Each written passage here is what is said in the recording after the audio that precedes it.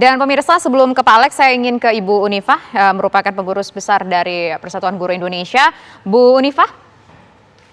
Iya, selamat sore Mbak. Selamat sore Bu Unifah. Tadi kita dengar ada sekitar 400 ribuan tempat ataupun formasi yang disediakan untuk guru untuk pekerja honorer, termasuk ada 123 tempat yang akan disediakan untuk guru honorer. Bagaimana dari PGRI menilai ini?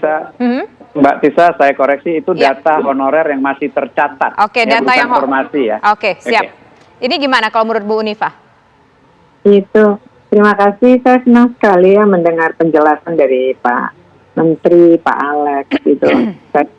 Gitu kita mencari jalan keluar bersama. Yang saya tahu itu 123 ribu itu yang tercatat waktu itu K2 yang tersisa. Tetapi memang kan kita itu membutuhkan lebih dari 1 juta karena memang honorer sekian lama yang tidak direkrut guru. Kalau guru memang faktanya kekurangan guru itu pada ini tahu betul. Yang pertama.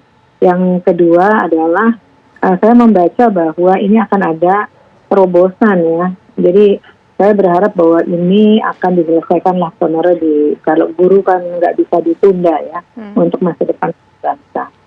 Yang ketiga adalah bahwa memang tadi disebutkan bahwa kebutuhan 1 juta yang mendaftar 500 ribu. Saya kebetulan sudah banyak berkomunikasi dengan berbagai pihak, dengan kepala daerah, dengan Komisi 10, dengan teman-teman. Mengapa ini terjadi?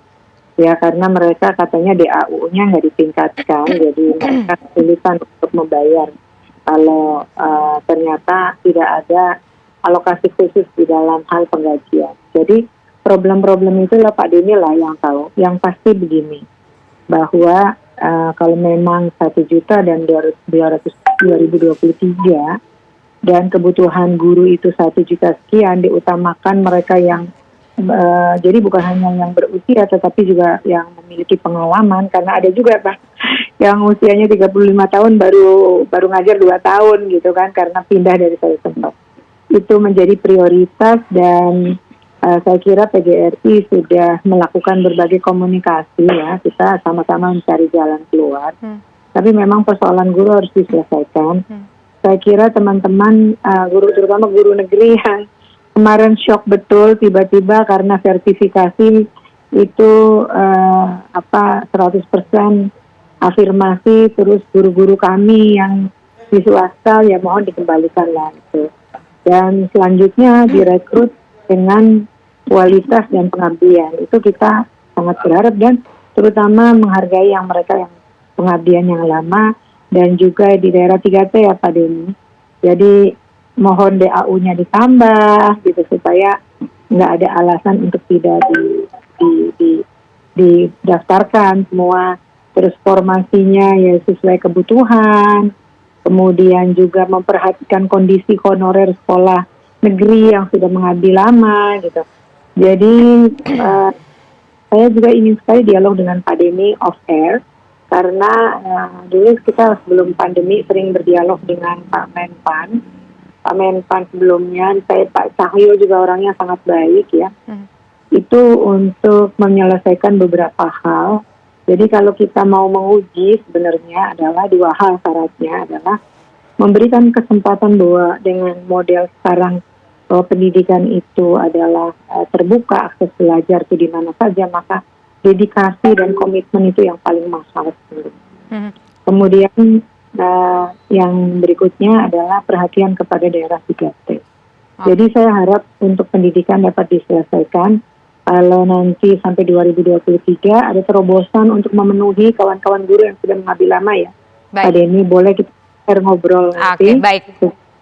Di komprehensif bahasanya. Selain nanti mungkin Bu Unifah akan ngobrol dengan Bapak secara off air, tapi setidaknya jutaan mata pemirsa yang juga mungkin adalah pegawai honorer termasuk guru honorer ingin tahu nih respon dari perwakilan Menpan RB. Silakan Pak Alex. Iya, terima kasih Bu. Memang valid yang disampaikan oleh Bu Unifah. Pertama, Pemda mengusulkan, jadi regulasi kita memang kan selama ini yang mengusulkan formasi itu Pemda, karena guru-guru SMA, SMP, SD itu kan di bawah Pemda. Nah, Pemda mengusulkan sesuai dengan DAU-nya. Tahun ini kita sudah sepakat untuk memberikan ruang kepada Kemdikbudristek untuk ikut menentukan formasi.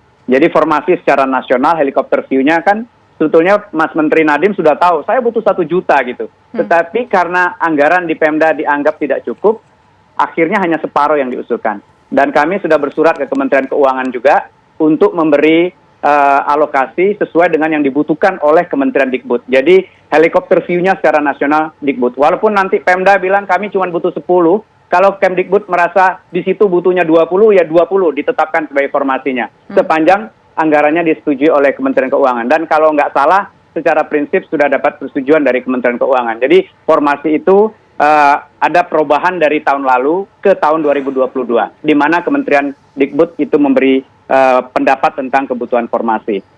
Nah, kedua mengenai seleksinya barangkali, ya kami pendapat sekali Ibu, kawan-kawan guru, Bapak Ibu guru yang sudah mengabdi sekian lama di sekolah, apalagi daerah-daerah terpencil, itu harusnya kita berikan proses yang berbeda begitu. Ini juga sedang kami godok, karena kalau prosesnya kita lakukan secara rekrutmen yang normatif, dengan setiap tahun kita menurunkan passing grade, ternyata tidak menyelesaikan masalah. Yang ada adalah kualitas guru kita nanti secara nasional turun, karena passing grade-nya kita turunin terus.